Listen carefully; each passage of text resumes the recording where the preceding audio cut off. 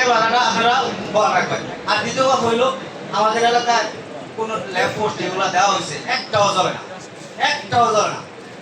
ঠিক আছে, এটা আপনারা দেখবেন। আর দ্বিতীয় কথা হইলো ময়লা আগে বাসি দিয়ে ফুটিয়ে নিত, এখন ময়লার কোনো ব্যবস্থা নাই। আর আর আমরা আমাদের এলাকায় সাবেক খোস সাহেব এমপি ছিলেন যেটা, ঠিক আছে, তার মদতে এই জুলাই আগস্টের আন্দোলনে বহুত গুলি চালাইছে, পাখির মতন গুলি করে মারছে ছাত্রলীগ যুবলীগের গোলাপাটা। ঠিক আছে, তার একটা প্রতিষ্ঠান আছে আমাদের ওই জায়গায়, নিপা গার্মেন্টস নামে পরিচিত। আমাদের একটা খাল আছে, রংবাইয়ের খাল বলে পরিচিত। এই খালে বিভিন্নভাবে ময়লা ফেলা গেছে।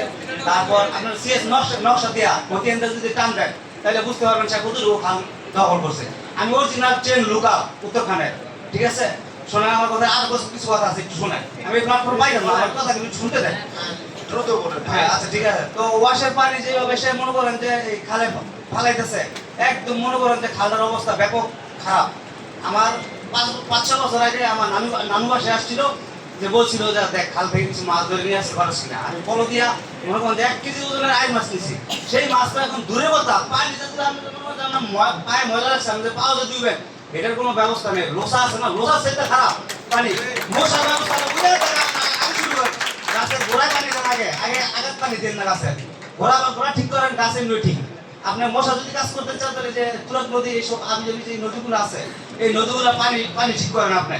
একটা আমি ব্যক্তিগতভাবে সিভিল ইঞ্জিনিয়ার, একটা প্রতিষ্ঠানের আপনার পানি শোধনাগার করতে বেশি টাকা লাগে না, বেশি টাকা লাগে না। 5 লাখ টাকা হইলে মোটামুটি একটা হাউস করা যায়।